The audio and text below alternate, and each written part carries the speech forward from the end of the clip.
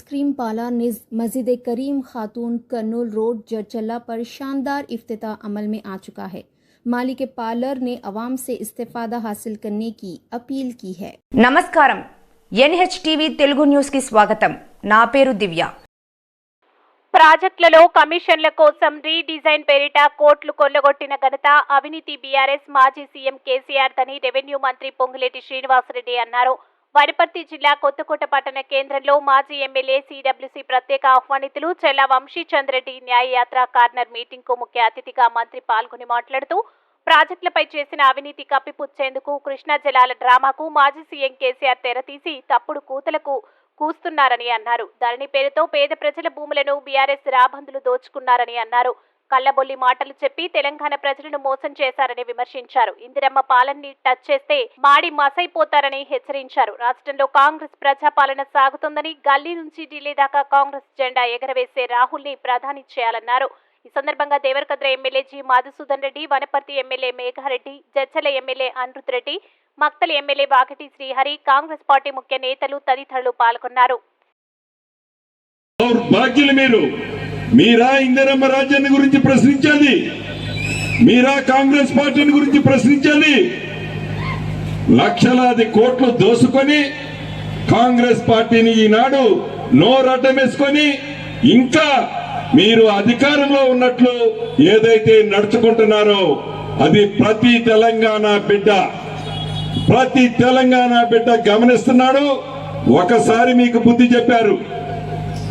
ఎన్నికలకు ముందు మీరు కట్టిన కాళేశ్వరం ప్రాజెక్టు కుంగిపోతే ప్రజలు గమనించి మీకు బుద్ధి చెప్తే ఇంకా మీకు బుద్ధి రాలా। మళ్ళీ రేపు పార్లమెంటు ఎన్నికల్లో ఇందిరమ్మ రాజ్యంలో ప్రత్యక్షంగా చూస్తున్నారు ఈనాడు ప్రజలు। ఎన్నికల్లో ఏదైతే అభయాస్తం ద్వారా 6 గ్యారంటీలు శ్రీమతి సోనియా గాంధీ గారు ప్రకటించారు। ఇందిరమ్మ రాజ్యం వచ్చిన మొదటి 48 గంటల్లోనే 2 గ్యారంటీలు నా ఆడబిడ్డలకి ఆర్టీసీ బస్సులో ఎంత దూరం ప్రయాణం చేసినా ఉచిత బస్సుని ఇస్తామని చెప్పాం। ఉచిత బస్సు 1 రూపాయి ఛార్జీ లేకుండా ఈనాడు నా ఆడబిడ్డ ప్రయాణం చేస్తుంది।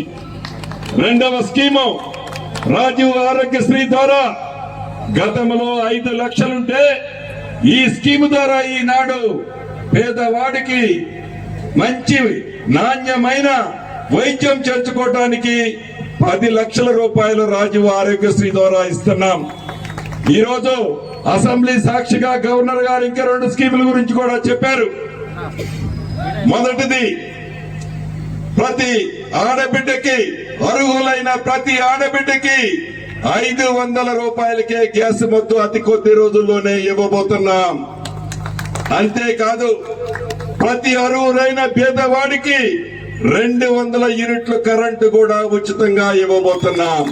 అది నిబద్ధత, మాట ఇస్తే నిలబడే పార్టీ కాంగ్రెస్ పార్టీ, ఇందిరమ్మ రాజ్యం।